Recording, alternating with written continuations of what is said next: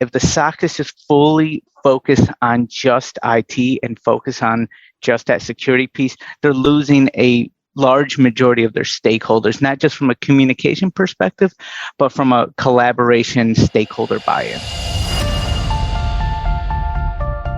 This is a Security Weekly production. Security Weekly is a resource of Cyber Risk Alliance.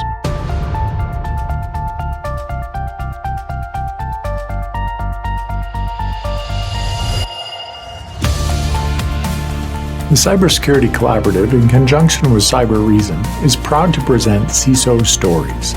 Each week, CISO Stories takes a deep dive on security leadership. The Cybersecurity Collaborative is a unique membership community enabling cybersecurity leaders to work together in a trusted environment. To learn more, visit securityweekly.com/CSC. I am your host, Todd Fitzgerald, and this week we welcome Ricardo Lafosse, CISO at Kraft Heinz. Thanks for having me today, Todd. Let's see.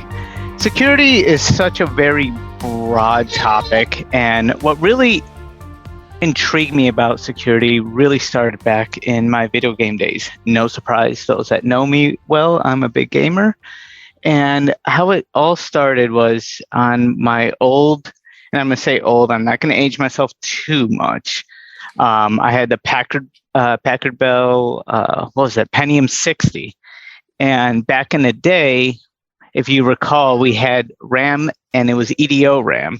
And I could not afford to buy additional RAM. So I found multiple ways to try to circumvent video game checks so it wouldn't have to check for RAM. So I started tinkering with the operating system, tinkering with setup files, and that curiosity really started my journey into security, understanding how systems work, how you can manipulate them to get them to do what you need. So that, in its really odd way, started my career in cybersecurity, at least my curiosity. And then that just bled into other avenues that I'm more than happy to dive into. That's interesting. Some of us just had to deal with very slow PCs back in those days, but you were interested in speeding them up, it sounds like. Yes, absolutely. And just I remember being so disappointed, and no surprise, I had my paper route. I saved up enough money to buy 4 gigs of RAM, not knowing with EDO, you have to install them in pairs. Well, that's how we learn, by trial and error, right? That's right. The slowest fast fail ever. So you created an excellent piece for the CISO Compass book, Navigating Cybersecurity Leadership Challenges with Insights from Pioneers. And your piece was called Success Implementing a Shared Security Center. And you've built a lot of SOCs in your career. Yeah, absolutely. So the SOCs I've built in my career have been really based on prior experiences and continuously adopting models that I've seen to be successful, mediocre, and where there have been significant gaps. So across the span of my career, I've seen good, I've seen bad, and I've seen okay. And I had a fantastic opportunity at Cook County Homeland Security to build it from the ground up, which is a really rare opportunity to have that level of input and hit reboot in a certain program. So what I was able to do is understand and get the best of breed approach and start applying that into our environment. And by best of breed, it's not just the technology, but the people and process, and a huge emphasis on the people. So you said you've had some good, bad, ugly type of SOCs. What makes a really good SOC? Sure. A really good SOC is one that can communicate effectively and escalate to the right individuals at the right time.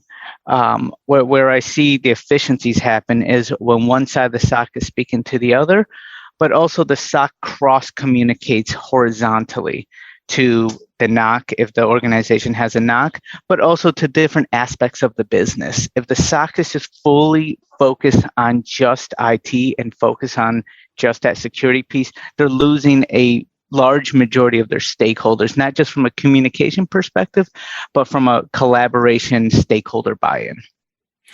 So organizations today have to, make that decision between do I build my own SOC or do I outsource that?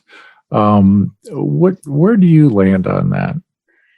Yeah, so every organization's different, and their tolerance for having in-house SOCs versus outsourced SOCs is really a decision on the culture of the organization. For me specifically, I like a hybrid approach. And why I like the hybrid approach is it's really difficult to always have a fully stocked SOC and ensure that you can keep the individuals fully motivated, proper career paths at any given time. So by creating a hybrid approach, you're able to, we'll just say hypothetically, outsource the level one triage and analysis, and then have the level 2 and level 3 be more seasoned individuals that collaboratively work with the level 1 SOC and start adding that value and being that outward facing, almost that marketing side of the SOC, which is really important for that stakeholder buy-in. So you still need, even when you're outsourcing, what you're saying is you still need to have some high-level talent on your side. That is correct. And why I really advocate for that high-level talent is that communication piece. So I've known great technologists that have a hard time being able to communicate outside of IT or across different sections of IT. So having an individual that has the technical knowledge to manage and escalate within a SOC needs to conversely be able to translate that into the appropriate audience, not just from an escalation perspective, but from status updates, reporting, metrics, so on and so forth. So you talked about in your article about the idea of building an open SOC or a SOC, that can be shared across the organization. Can you tell us a little bit more about that? Sure. The concept of the open SOC really focuses on the sharing of communication across different aspects of the business. And why that's important is to ensure you don't have that myopic look of just IT. You want to be able to give status updates to HR on their overall risk posture for the organization. You want to be able to report up to senior management from a metrics perspective. You want to be an information center, not just an escalation center. And why that's really important is as your SOC starts to mature, you want to make sure that you're not just this full operational arm, that they're taking in tickets, they're triaging tickets, and they're spinning it out, rinse and repeat. That's an easy way to just outsource. You want to create value, and you want to demonstrate the operational excellence and creativity that a SOC can bring. And I think that's an oversight many organizations have. So what sort of things did you find that the different departments would request out of the SOC? Yeah, one of our most common requests, and this is one of my most also hated questions, is, are we secure? Is HR secure? Is finance secure? It's such a broad brush statement. And what we started having the SOC do is create scorecards for each of these different business units. And the scorecard would encompass alerts, the number of vulnerabilities,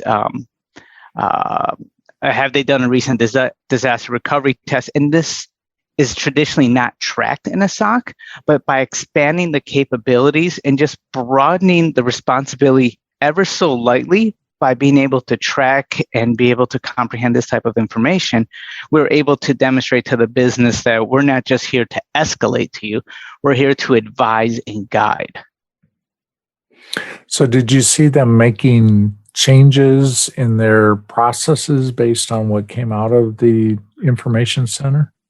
I'll be bold here. I will say about 70% took it to heart and actually made changes. I think what really helped drive that is once we got to a good spot of being able to gamify it to a certain extent, they kind of played off of each other to make sure that they had the best report. They were able to have the highest score, and they used that internally also to boast of one another. So gamification is a great catalyst to get people to do stuff. However, that other 30%, it was really a mixed bag. I don't have time. The reports are great, but I have other items to address.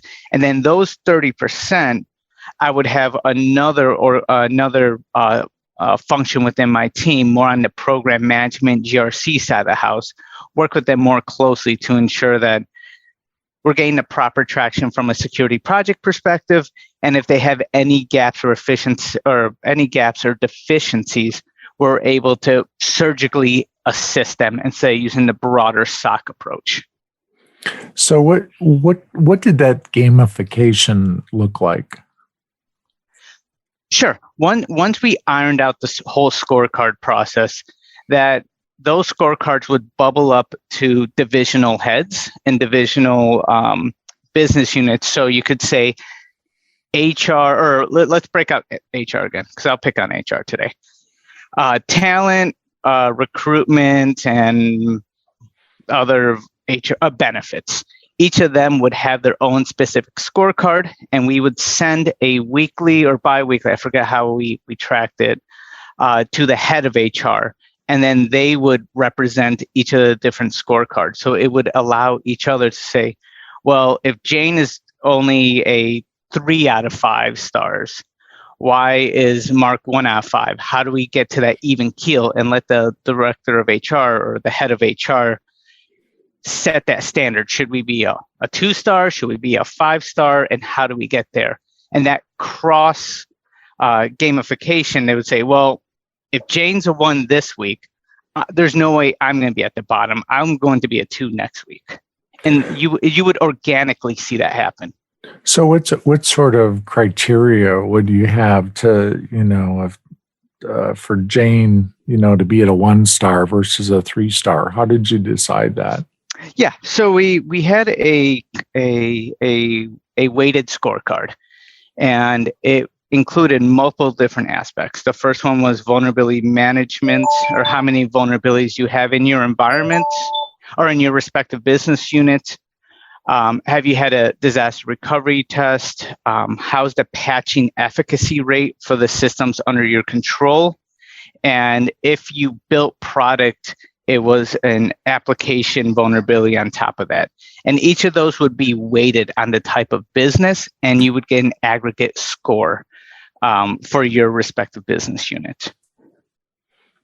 Okay. And that was a constant tuning, because every once in a while you will understand that one deficiency could crash the entire scoring. So set up competition with each other. Yeah. Yes.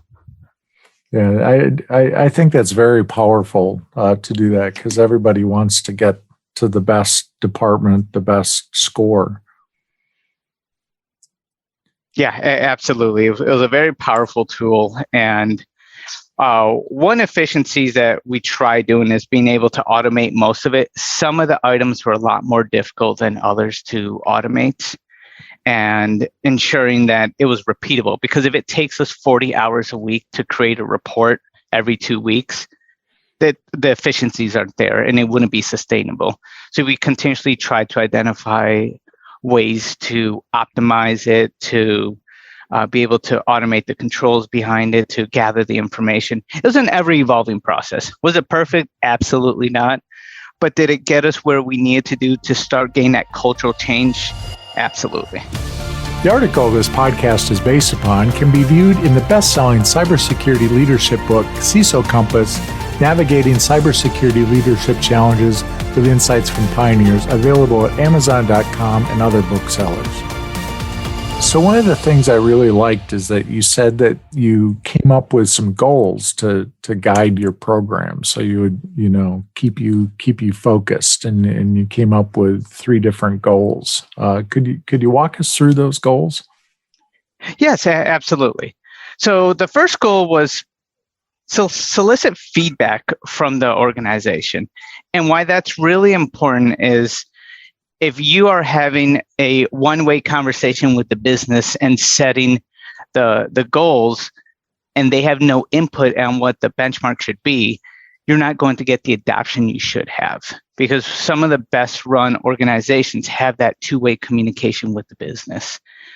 If you're pushing down rhetoric and not having a proper feedback cycle, your program is not going to be adopted the way it should be.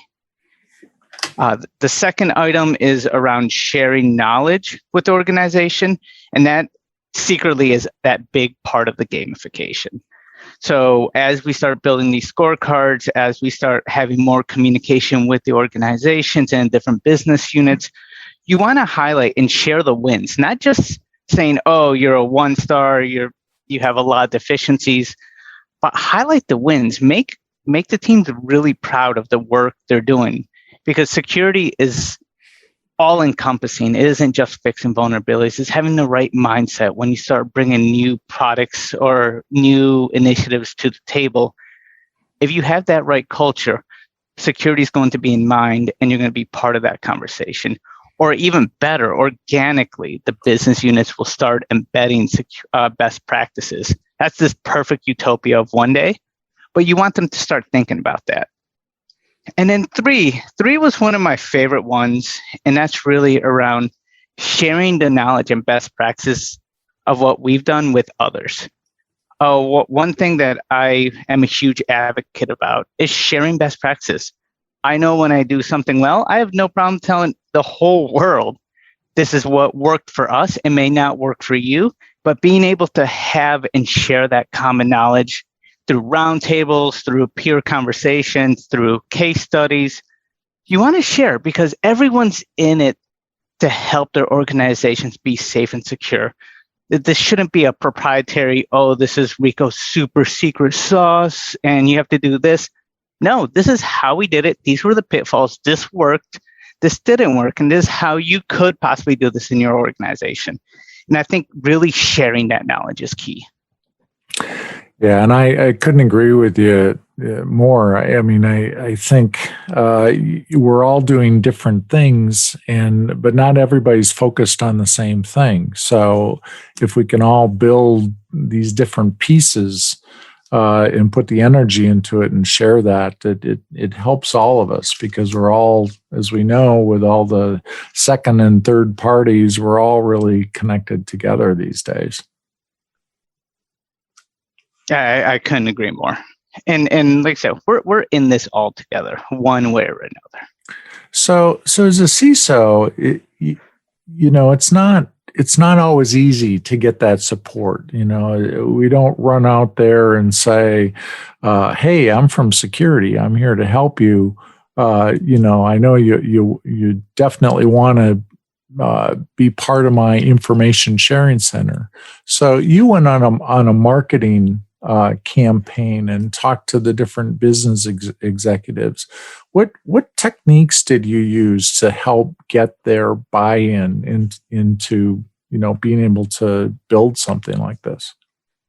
Yeah, but the message for buy-in, I had a core foundational message, and that core foundational message was, we're here to speed up our triage capabilities if and when something goes wrong. And that message was not just around cybersecurity, but also from an operational and availability risk.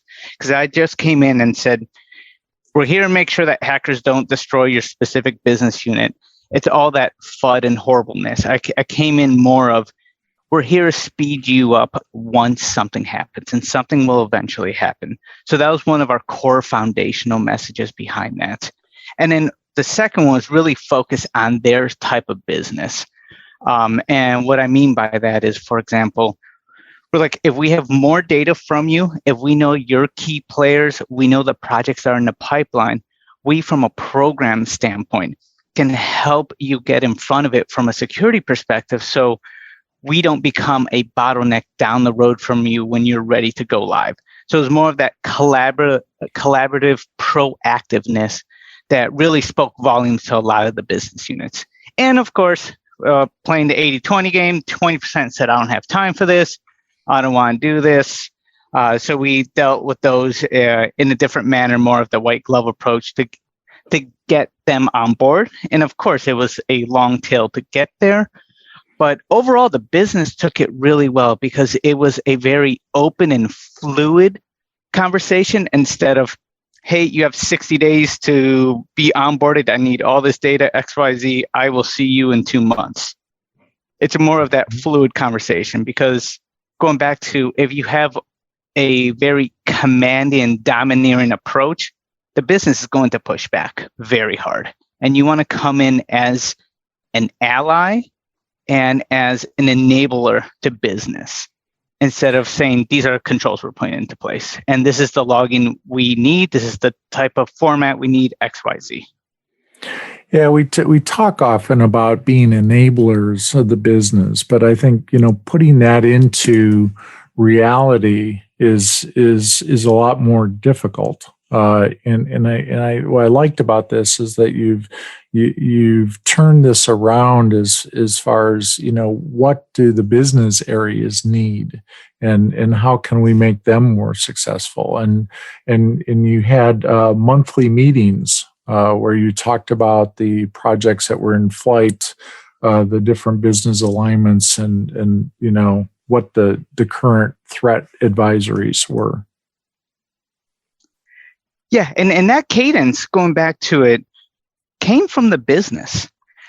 We tried bi-weekly. We wanted to do stand-ups with them, and then we flipped the pendulum the complete other way of quarterly or biannual. And most business came back and said, if you can provide me these 3 or 4 items that you as security, as the subject matter experts, feel are important, I should at least be aware of, let's have a quick 15, 30-minute meeting on a monthly basis. If we speak for 5 minutes, cool. We speak for the entire 30 minutes, cool. But they really appreciate that situational awareness and that collaborative approach. I cannot overstate that enough. You have to come in as a partner, not as an old school big control shop. And then they come to you. And I found it really refreshing when they set the cadence and the process. And monthly was pretty spot on for most of them. We had a few fluctuations on what the schedules look like, but that seemed to be that perfect cadence that had enough information relative to their environment without being so domineering and control driven. And I like what, with your success of this model, that you were able to provide actionable information to the other communities as well, and the other municipalities. So, were they as engaged in the process as your core was? Yeah, the municipalities was a really fun and interesting initiative. And one thing I identified early on where a lot of municipalities within the county were well underfunded, understaffed, no surprise for government. And a lot of these municipalities would have one individual that was a jack of all trades, that they did everything. So as we were building out the information sharing center, we thought, why not expand it to all the municipalities underneath Cook County, those that are willing and ready to do it? So we started this mass campaign, and a lot of the larger municipalities jumped right on board. They said, this is a great service. Now we have a direct line to you and your team from an incident response and just a knowledge sharing perspective. And you're actually giving us intelligence that we can work off of. Like, for example, if we would see a a large attack against, let's just make something up, against Tomcat, and we saw and we have the data and we have the attribution, we were able to really share that very easily with the municipalities. Some of them actioned on it, some of them did not. But overall, I think the program was quite a success. The smaller ones still struggled just because of the resource and bandwidth constraints. But we made it very clear when they were ready, we were more than happy to extend and assist them as appropriate. So I think it was a really awesome goodwill gesture for the entire county and the underlying municipalities to be able to provide this service. That was one of the things I was extremely proud of. And it seems like, that's really the holy grail, right? That's where we're trying to get to as a country, a nation, across companies, and we're just not there yet. So what do you think is, caused that to be such a slow process? I think it really depends on the industry. I've been in multiple different industries. And I'll give 100% kudos to FSISEC. They're very well run. Adoption's really high, and you have a two-way communication. And I think that's really where the key is. If you're just absorbing the information and internalizing it and not really making action, the information sharing really isn't there. You have to have that two-way of saying, oh, I saw this, and that gives that positive reinforcement to the overall community that the data is valid and it's actionable. But then conversely, I think just across all the different information sharing centers and just overall information sharing, there's still this big concern where, well, if I share this type of information, it could impact my organization down the road, or it could possibly disclose an issue I currently have internally and impact stock price, or could do something else. So I think there are still those fears out there.